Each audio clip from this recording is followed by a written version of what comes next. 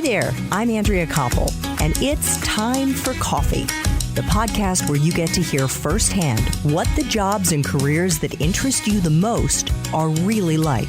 Hey there, Java junkies. Welcome to another episode of T for C. If you're interested in psychology or consumer behavior or marketing, then this is the episode for you, because my next guest is actually using her major in forensic psychology to better connect brands with consumers. But before I introduce you to Kenda Macdonald, I want to make sure you've signed up for the Java Junkies Journal. That's Time for Coffee's weekly newsletter that comes out on Mondays and gives you a peek inside the episodes and the professionals we're going to be featuring that week. Just head over to the Time for Coffee website at time4coffee.org, and the sign-up box is right there on the homepage. Now, my friends, please grab your mug and take a chug of your favorite caffeinated beverage, because it's time for another caffeinated career conversation. And my guest is Kenda Macdonald, the founder and CEO of Automation Ninjas. Kenda has an academic background in forensic psychology and an affinity for statistics, which I gotta believe is not that common out there, and behaviorally intelligent automation. Kenda has been living and breathing the marketing and sales software known as Infusionsoft, which we will be explaining pretty early in the episode, and has been using it for just about 7 years now. She spent thousands of hours learning new ways to automate what some people think is impossible. She's a self-described true nerd who spends most of her waking hours helping businesses understand behavior in order to produce more effective automated marketing.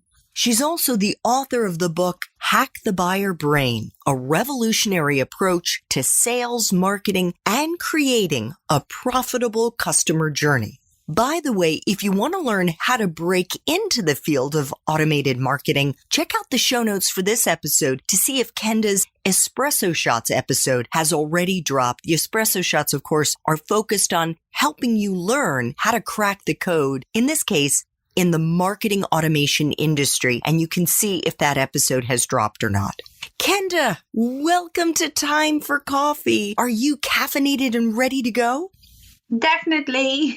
Yay. All right. Well, we should also let our listeners know you're joining us from the UK. And we learned in our Espresso Shots episode, which we just finished recording, that you're about 3 hours outside of London to the west of London, right? Correct. That's it. I'm sure it is absolutely gorgeous there. We're doing this interview in the later days of August, and I have to imagine it's just spectacular there. It's been a pretty soggy August, but it's starting to brighten up and it's looking pretty beautiful outside at the moment. Oh, gosh. I'm sorry. So you've had a lot of rain this month. Oh, yeah. You kind of have to roll with that when you live in the UK. Even in August? Even in August, we've had probably about 3 weeks straight of rain. It'll rain on and off throughout most of the day for the last 3 weeks. So today we haven't had any rain and I'm very grateful.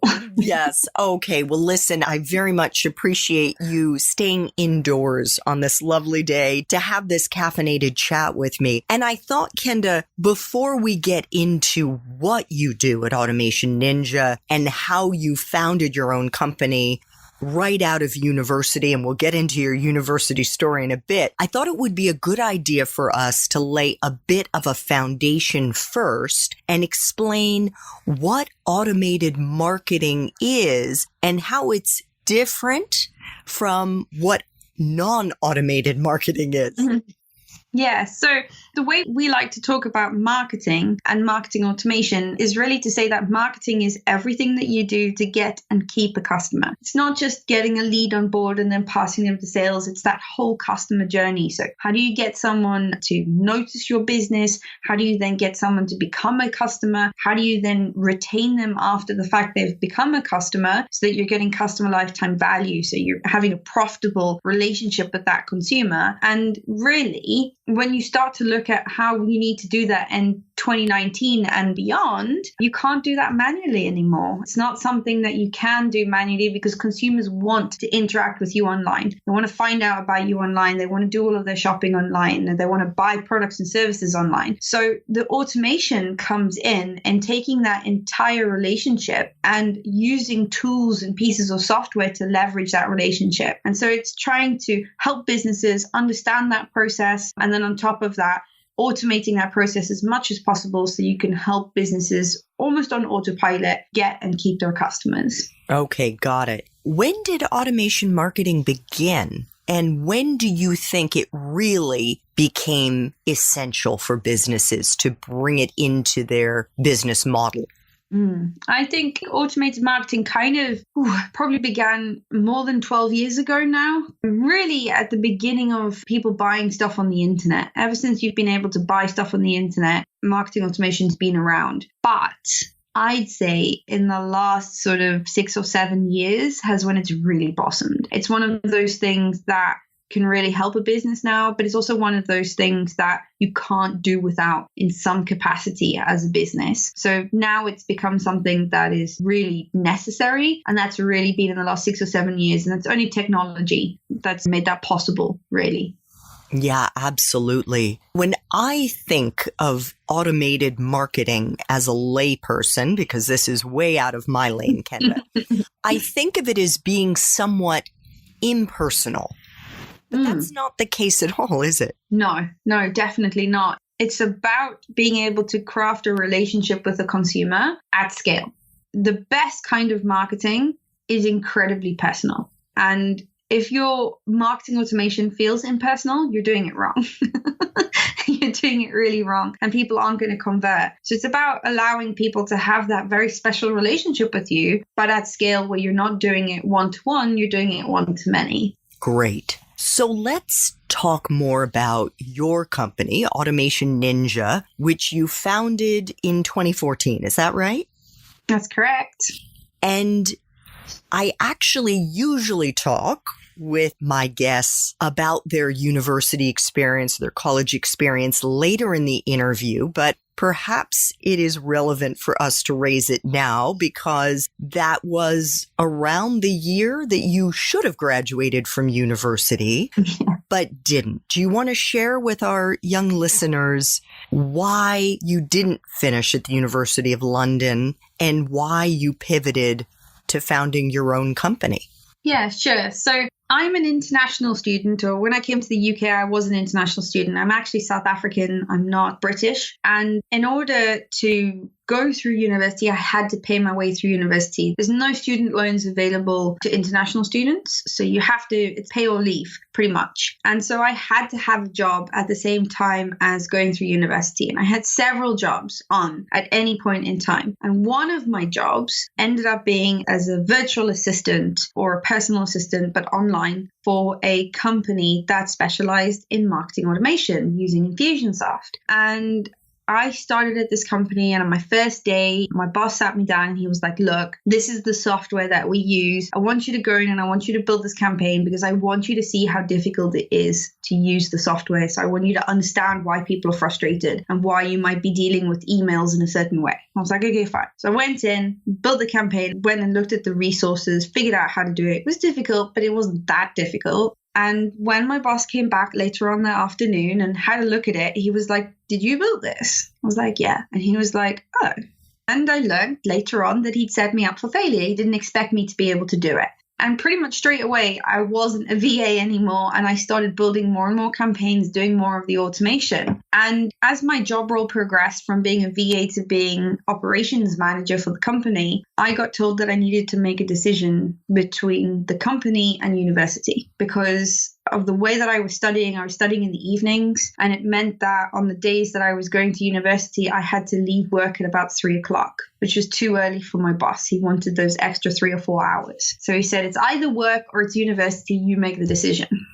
And I thought, okay, I'll take a year's break and maybe I can see about getting another job, or maybe he'll have changed his mind. So I took a break from university, which they allow you to do. And then he shut his company down and he didn't pay us for several months. And that left me in a really sticky position. And I decided that, you know what, the team I had built up was really good. We're great at what we did. Let's start a company. And we did. We started a company, and I had to decide whether or not I wanted to put food on the table for my employees and for myself and my husband, or whether I was going to finish my degree. And to let you know the extent to how much I'd done my degree, I'd done my dissertation. The only thing I had to do was my final exams, but I just couldn't afford it. And so I let university go and carried on bringing my company into the world. That's how Automation Ninjas got started. Oh my gosh, Kenda, what a story. It was a bit hardcore. That is hardcore. So what does Automation Ninjas do? And who are the clients that work with you?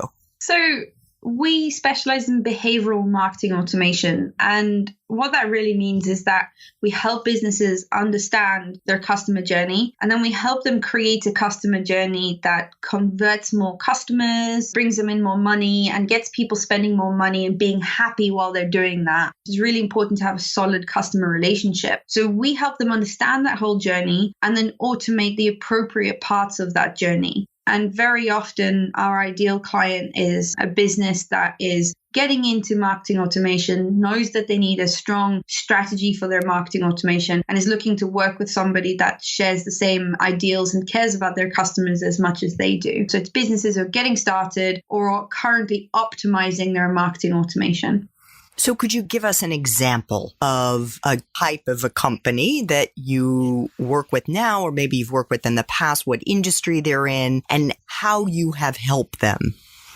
Yeah, sure. So I'll give you a business-to-business example and a business-to-consumer example. From the business-to-business side, one of our favorite clients is a printing company. So they print all these amazing things and make all these amazing things, phenomenal things for their clients that they work with. And they just wanted a system that would help them automate their lead generation, but then also help communicate with people where their orders were and then get them to buy their second, their third, their fourth, their fifth order, so on and so forth. And we help put that system in place for them. And they're really great to work with. And then on the B2C side, one of my favorite clients is a lovely chap called Mike Brown. He's a photographer. I mean, he's a phenomenal photographer, but he runs a business that teaches people how to get into photography. So he has a training business, teaches people how to get into photography, and he sells courses online all about photography training. He also has a YouTube channel that's got just under 1 million subscribers to it. I think he's got 500,000 plus subscribers, might be at 800,000 now. And he sells these amazing training courses, but he also takes people away on these great workshops. So he goes to Nepal and all these amazing places and does all these great things. And he wanted a system that basically helped replicate him, because it's only him and a couple members of staff in the company. So we did something that helped with the workflow, that delivered all of his training courses online and sold them all online. And he has a curriculum, and we put that all together for him. So those are our two kind of favorite clients at the moment, but I love all my clients and it's hard to choose between them. Fantastic. So Kenda, the primary sales and marketing software that you and your clients, of course, use is called Infusionsoft. That's correct. They've actually just rebranded to Keep to make our lives really complicated. Oh my gosh. But yeah, it's called Infusionsoft, and they've got two versions. They've got Infusionsoft by Keep and Keep, which is very confusing. So can you explain to our young listeners what Infusionsoft does? Sure. And why it is that it makes sense for companies to hire someone like you or one of your team members at Automation Ninjas versus doing it on their own? Yeah, so what Infusionsoft really does, and Keep to a certain extent now, but what Infusionsoft really does is it helps automate the process after the point of opt-in. So when someone comes to your website, they're interested in what you do, and you might have a lead magnet, something of value that they want to download or they want access to, and you might ask them for their name and their email address, and then you might provide them with that lead magnet, whatever that lead magnet is. So Infusionsoft would then sit on that opt-in form, and it would deliver the lead magnet, and it would add them to email series. It adds them into the automated marketing. So it is a CRM.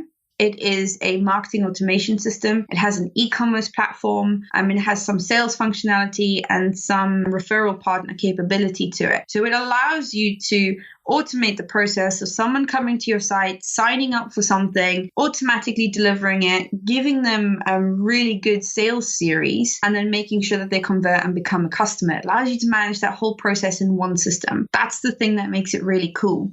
But on top of that, the reason we love it so much is it allows you to behaviorally automate. So unlike some systems like HubSpot, for instance, or more MailChimp, where it's just delivering something, Infusionsoft allows you to put a little bit of if this, then that behavior in. So if somebody clicks on this, or if somebody does this thing, or if someone's behavior indicates this thing, then we can do something special with it. And if they don't do this thing and they don't do the thing that we want them to do, then we can do something different. So you start being able to create very personalized, very behavior-based journeys, specifically, bespokely for that person within the system. And it makes it really easy to do that because it's got a visual drag and drop builder. So while it sounds quite complicated, it's actually quite simple. And there isn't really anything out there that touches its behavioral capability at the moment. And there hasn't been for the last sort of 5 or 6 years. So that's why I love it. And that's why we get businesses to use it. And it means that I can hand it off to my clients. I don't have to do it all the time. But because it's a little bit complex,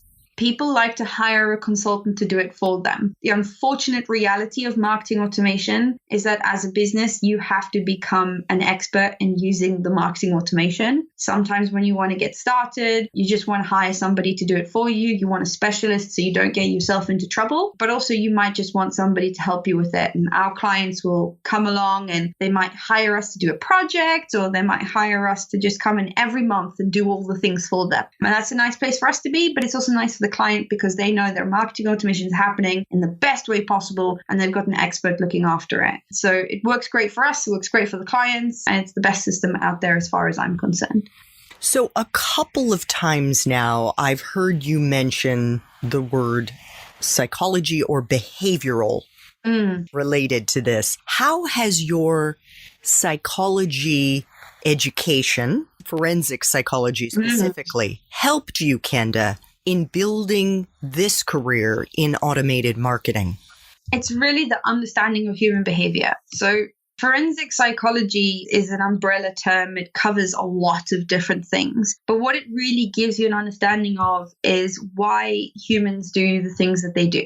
So you get an understanding of some of the biases that we have inherently. You get an understanding of if somebody sees this, they might do this, which allows you to profile people. And one of the things that I think is the most powerful that I've learned from forensic psychology is the profiling capability. The capability to take a look at some type of behavior and go, the kind of person who would do that kind of behavior is this kind of person, which means that it's much easier for me to make sure that they're getting the right kind of marketing material that's very unique to their personality. And that has been really fantastic. That's what's really helped me push the business forward. It's an understanding of how the brain works. It's what I wrote about in my book. It's why I wrote the book, because I feel like I have an unfair advantage. I know how the brain works. I know why people do some of the things that they do. And that means that I can make sure that the marketing is catering for that, whereas some other marketers are just floundering around in the dark because they don't have that insight.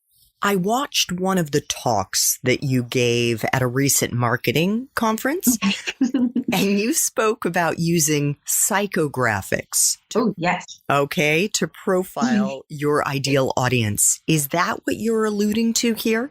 Yes. So you get lots of different types of psychographics, but for the main part, what happens is people put together like an ideal customer or a business persona. They have lots of different names or an avatar. They put together an idea of the person that they are marketing to. And when they do this exercise, they always do it from a point of demographics. And demographics are just very basic statistical boxes that people fit into. So whether you are male or whether you are female or whether you're between a certain age range or whether you've studied a certain thing in university or whether you have a certain job role or a certain amount of children, they tell you some about the person, but they don't tell you anything about what that person's really like. They don't tell you about what the person likes and dislikes, what their dreams and aspirations are. They don't give you any useful information for being able to market to a consumer.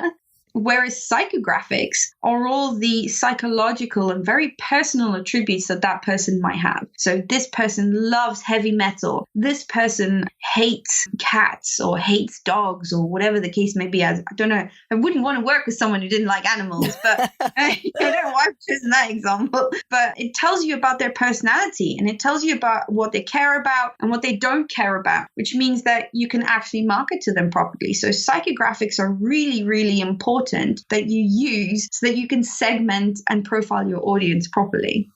Got it. So Kenda, take us into a typical day for you. And I'm guessing as a young business owner, every day is different and maybe even a bit chaotic. But could you give us a sense of just how hard you're working and the different activities and responsibilities that you have? Generally, most mornings I get up between 6 and 6:30. So it's an early start, and I'm a terrible morning person. So I'm very, very lucky to have a lovely husband who makes me tea every morning. And I like to ease myself into the day with that cup of tea and a good podcast. But so I aim to kind of start around 8 a.m. in the morning, but it takes me a good while to wake up because I'm really bad in the mornings. I also have ADHD. It's a symptom of ADHD, is struggling to wake up. So it takes me about an hour to an hour and a half to be on and cognitive. And then between 8 a.m. and 9 a.m., I'll generally focus on preparing for the day, looking at strategy. And I'm very lucky that I have a fantastic PA and head of all of our organizational stuff. She keeps me very well organized. But between 8 and 9, I'll sit down and I'll look at the strategy for the week, strategy for the business. Maybe I'll read some good books and I prepare for the day. And from 9 o'clock, it's pretty much straight into client calls or implementation of client work. And throughout that day, I'm really strict about breaks. I need to keep my brain fresh. So I'll have lunch and some outside time. We have a gorgeous garden that we work very hard on. And so I generally go into the garden around lunchtime to give myself a screen break. And then I get back into it again for final client things. And then in the afternoon, I will use most of that afternoon for content and working on the business and also learning and topping up skills. It's really important for me to stay ahead of the curve. So I'm constantly going through additional courses, reading new books, keeping that information topped up. I like to read 2 books a week if possible. So I push myself really hard in that respect. And then I like to try and wherever possible, finish at around 7 o'clock. Doesn't always happen, but that's what I aim for. And I say that I probably physically sit at my desk for about 11 hours a day. So it's quite a long day, but I realistically actually spend an extra 2 hours a day reading additional things, looking at stuff. So if you work out on a weekly basis, it's probably a very unhealthy 65-hour plus working week. But I do love what I do and I'm super passionate about it. And I'm really driven to make not just this business of mine, but all of my clients' businesses succeed. So I'm quite happy to spend that time doing it. But it is a hard graft day every day for me. And I work most weekends as well. I totally get that. As somebody who is trying to build a social enterprise myself, It is a 7-day-a-week situation. But if you love what you're doing, that makes it a whole lot easier. It makes it easier. I've got certain things that I know that over 5 years, I've learned what works and what doesn't work. I've learned, for instance, that taking a business book to bed is a terrible idea because it'll keep me up all night. My brain won't switch off, which is why I try and do them in the morning and a little bit of reading in the afternoon. I've got to stop my screen time. I've got to be really careful because otherwise I'll get migraines.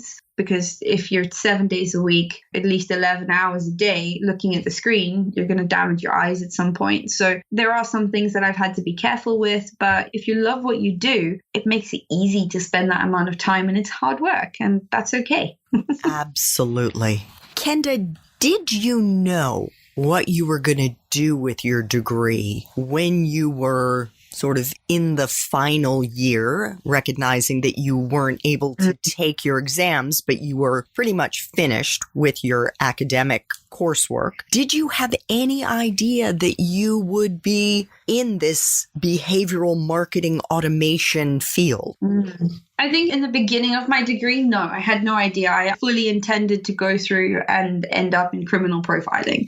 But by the time I got to that final year, it was really interesting through circumstance working in this marketing automation company and going, they're not taking behavior into consideration. It was a real bugbear for me. And it was only because I was studying behavior at the time that I could see that there was this massive discrepancy. Like, how can you do marketing if you don't understand consumer behavior? And I became pretty determined to bring it into what I was doing. And my boss at the time wouldn't allow me to. He wasn't interested. If the idea didn't come from him, it wasn't being listened to. And so when he shut his company down, it was a tough time, but it was a blessing in disguise because I took that and ran with it. And I was like, do you know what? Don't tell me what I can't do. I'm going to figure this out and I'm going to see if I can make this work. And it really worked. And it was really exciting. So I think I had the inkling there, but it was only after reading a really great book called The Advertising Effect by another forensic psychologist that made me realize that I could really use my skills, not just in a small capacity, but in a much bigger capacity of helping people understand behavior. It made me realize that I had a real edge. And that was really only after letting go of uni and letting go of the fact that I wasn't going to do my final exams and wasn't going to get that piece of paper that I so desperately wanted.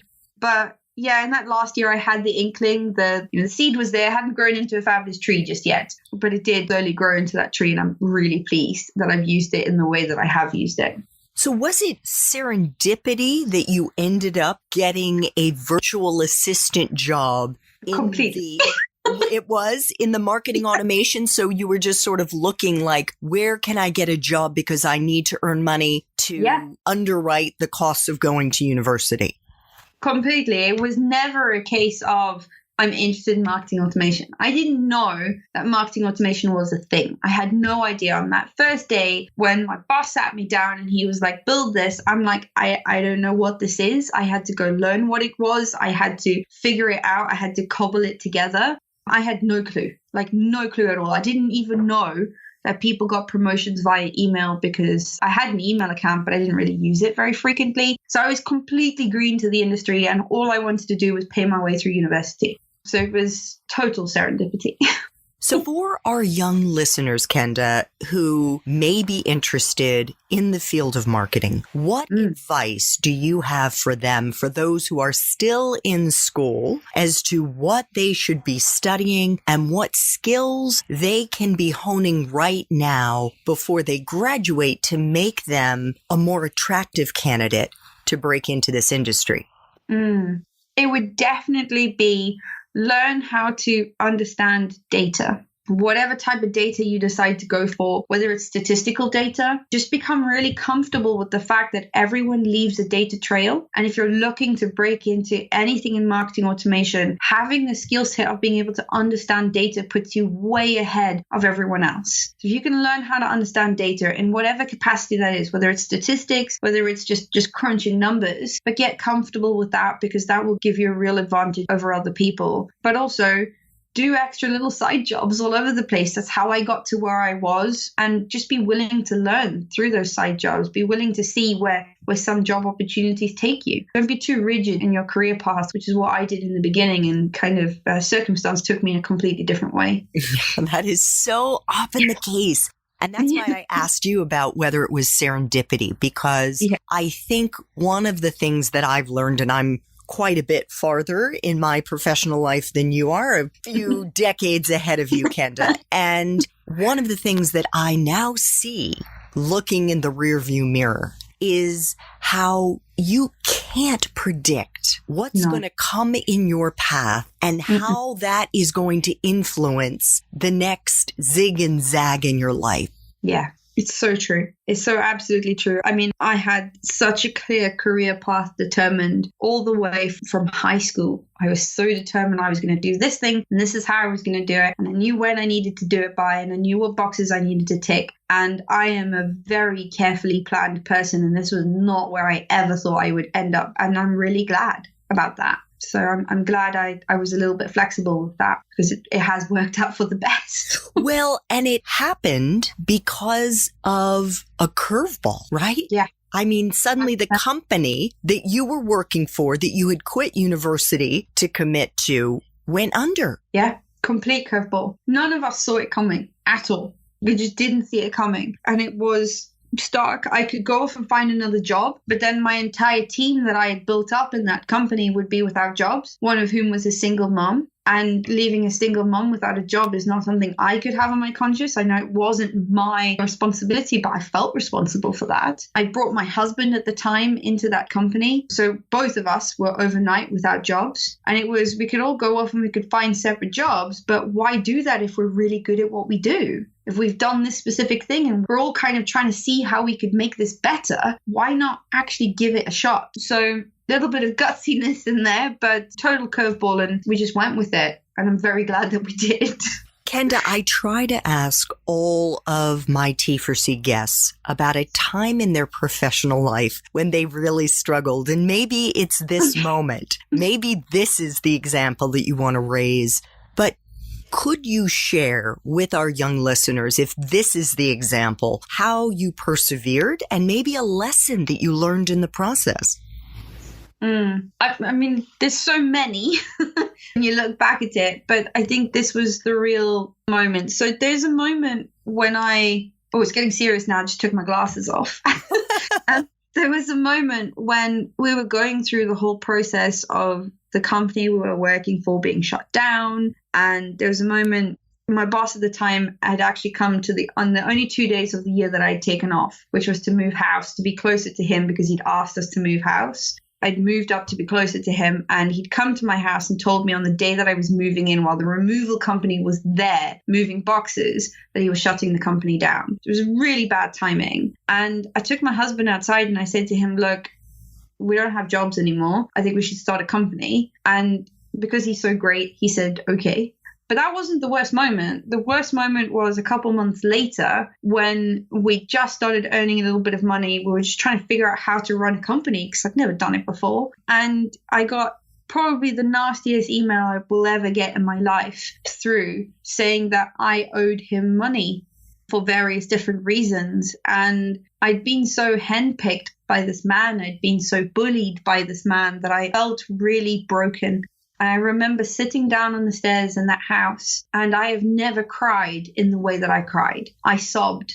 It's not something, I'm not a crier. And it was a really difficult point for me because this email was basically threatening legal action, telling him that we owed all this money to him and that we'd stolen stuff from him and that our company name belonged to him and that my entire idea for a business was his idea. And it was really tough. And I sat and I cried and I cried and I cried until I had no more tears left. And my husband sat next to me and kind of held me through that time period. And I think once the tears cleared, all the emotion was gone. But there was a steely determination that was left, that I'm not going to let this man do this to me anymore. And I took him for everything he had. And I went from feeling the lowest of the low to working out what my plan and what my strategy was going to be. I had to dig deep, really deep. And I had to figure out how I was going to turn this to my advantage. And I met up with him. And again, I think some of the forensics some of the profiling came in handy. I let him say his piece. And I just dismantled every single argument he had because I'd sat down and I'd worked through every argument and proved how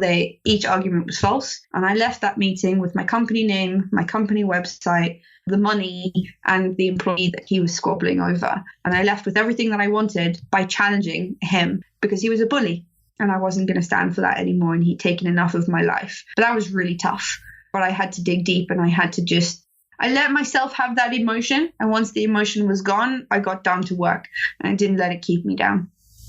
Oh, Kenda, thank you so much for sharing that with us. And I think it says so much about you and the grit that you have and the courage that you have. I mean, first of all, you had to be incredibly brave and have a very high tolerance for risk to go off and start your own business at such a young age. And to do that without any safety net, you and your husband together trying to build a business from scratch without any background in it, but then to take on somebody who I imagine was quite a bit older than you were. Yeah. And who was a bully, as you put it. But oh boy, I bet that gave you an immense sense of confidence after you weathered that storm.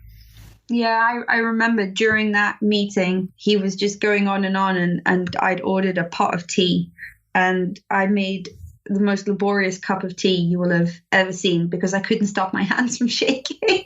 So I had to keep my hands busy. So it took me about 2 minutes to make a cup of tea. But I left that meeting shaking for the right reasons. I left it shaking because I knew I'd won, and I'd faced up something that had been a scary part of my life for about 2 or 3 years up until that point. And it's something that I think very little comes up now that I can't deal with as a result of that, because that was my big challenge. I still have challenges all the time, but that was one of the biggest for sure. I'm giving you a big virtual high five across the ocean here because way to go, Kenda. So final time for coffee question. If you could go back to the University of London and do it all over again, Kenda, but based on the wisdom you have now, what advice would you give yourself? Oh, I'd tell myself not to be so hard on myself.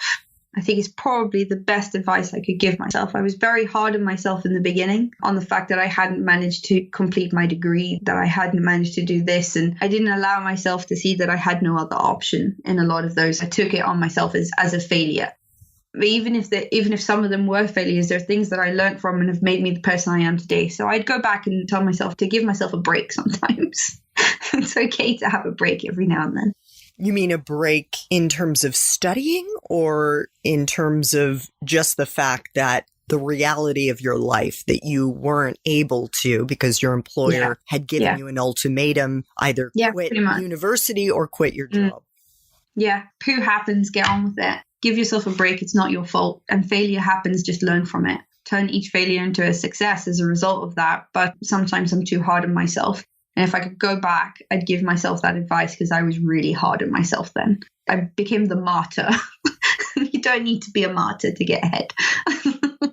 Absolutely. Kenda's book is called Hack the Buyer Brain, a revolutionary approach to sales, marketing, and creating a profitable customer journey. It's a book that she wrote while she was starting Automation Ninja, which just is another feather in her cap, showing that really when Kenda puts her mind to something, there's nothing that she can't do. And if you want to learn more about how to break into this industry, check out the show notes for this episode to see if Kenda's Espresso Shots episode has already dropped. Kenda, thank you so much for making time for coffee today with me and the Time for Coffee community. Your story is one of inspiration, I think, for all of us. Thank you so much for having me. Thanks so much for listening to Time for Coffee, where the professionals in the jobs that most interest you always have time to grab coffee 24/7, no matter where you live. I have one quick favor to ask you. Remember to rate, review, and subscribe to Time for Coffee. Thanks so much.